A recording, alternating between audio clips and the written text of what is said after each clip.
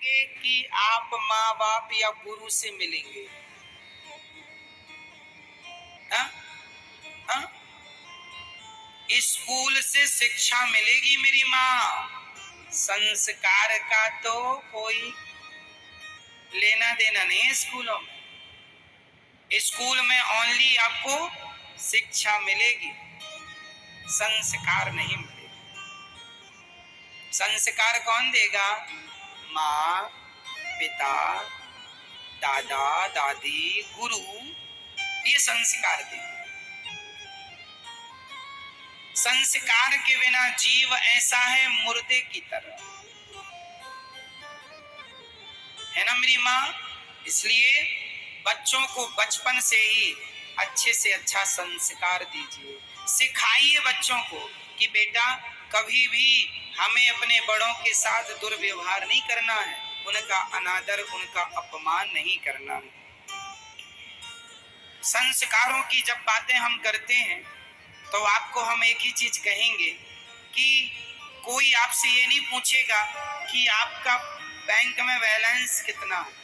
लोग आपके बच्चों को देखकर समझ जाएंगे कि आपके संस्कार कैसे। बैंक में बैलेंस कितना है ये कोई नहीं पूछेगा, आपके संस्कार कितने हैं ये पूछने की जरूरत नहीं है, ये दिखते हैं। संस्कार पूछना नहीं पड़ते, संस्कार तो दिखते हैं। आपके संस्कार हमें दिख रहे हैं, हमारे भी आपको शायद दिख रहे हो। तो संस्कार दिखते हैं आपके स्वभाव में, आपकी वाणी में, आपके व्यवहार में संस्कार नजर आते हैं। तो बच्चों को जीवन में जरूरत किसकी है? शिक्षा की भी जरूरत है, बट संस्कार की बहुत जरूरत है। स्कूलों के भरोसे बैठे रहोगे तो बच्चे आजकल पढ़े लिखे लड़के सिगरेट पी रहे, हाँ या ना? बोलो हाँ या ना। और सुनो, 8वीं 9वीं क्लास के बच्चे सिगरेट पीने लग जाते हैं। यदि संस्कार स्कूलों में मिलते तो स्कूलों से पढ़कर, कॉलेजों से पढ़ के जब पीएचडी करके लौटते हैं तो आधे से ज्यादा तो बिगड़ के आ जाते। तो यदि संस्कार मिल रहे होते तो बिगड़ते कैसे? सिगरेट क्यों पीता तुम्हारा बेटा? गुटखा क्यों खाने लगा? बीड़ी क्यों पीने लगा? गलत बातें क्यों करने लगा? मोबाइल में गंदी चीजें क्यों देखने लगा? मतलब यही है कि स्कूलों में संस्कार बिगड़ रहे हैं। शिक्षा दीजिए, मैं ये नहीं कहता कि स्कूल ना भेजो, ना जी, स्कूल भेजो, बच्चों को पढ़ाओ, पर बच्चों को शिक्षा स्कूल से मिल जाएगी। संस्कार माँ बाप को अपनी जिम्मेदारी से देने होंगे। जिम्मेदार माँ बाप हो, जैसे जिम्मेदारी से बच्चों को बैंक बैलेंस प्रॉपर्टी देते हो, उसी जिम्मेदारी से बच्चों को संस्कार देकर जाओ। बच्चों को ऐसे संस्कार दो कि कभी मोती मिले, यह सदगुरु की सीख। ये दहेज ना बहुत बड़ी बीमारी हमारे देश को खोखला कर रही, इसलिए दहेज कभी नहीं लेना चाहिए। लड़की के पिताजी जो दे रहे हैं स्वेच्छा से वो ले लेना चाहिए, डिमांड नहीं करनी चाहिए, मांगना नहीं चाहिए, ये दे दो, ये दे दो। बताइए मांगना क्या सही है? नहीं। तो आपके पिताजी जरूर मांगेंगे कि हमारे छोरे को गाड़ी चाहिए। आप लोग दहेज लेती हो मैया? आप में से कितने लोग दहेज ले चुके हैं या लेते हैं? आप लोग लेते हैं दहेज?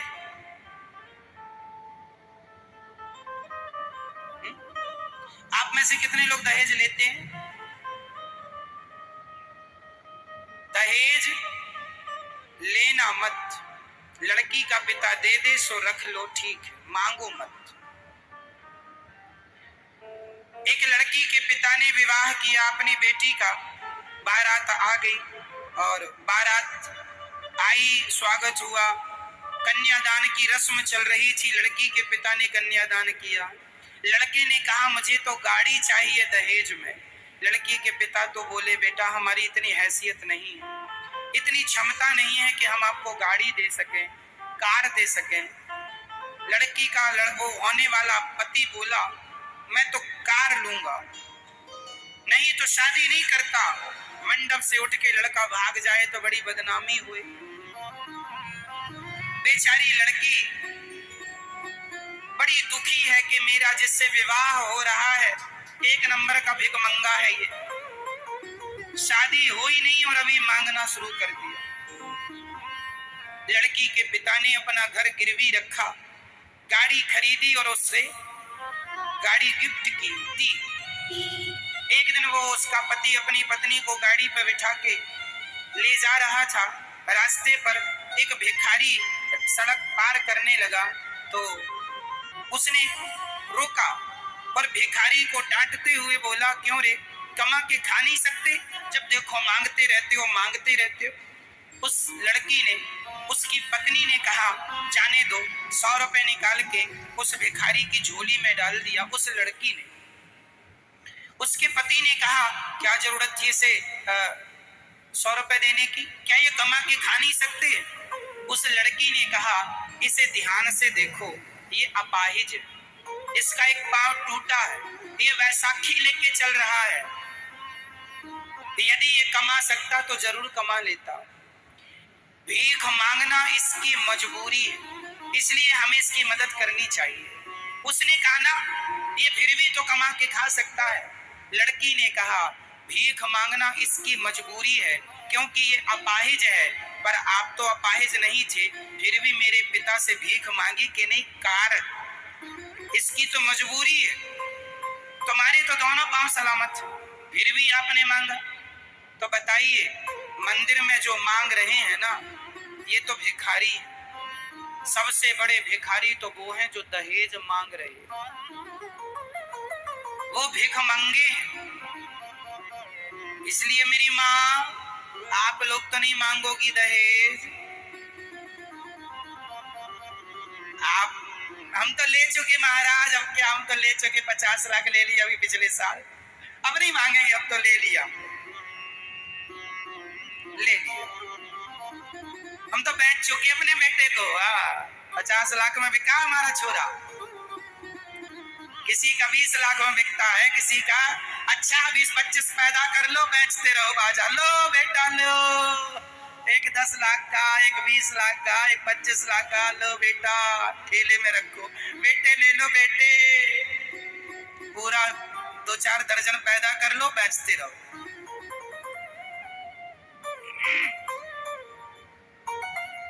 तुमने अपने बेटे का विवाह किया है कि सौदा किया है? जो लोग फिक्स कर लेते हैं 10 लाख 20 लाख लूंगा, ये विवाह नहीं है, ये सौदा है।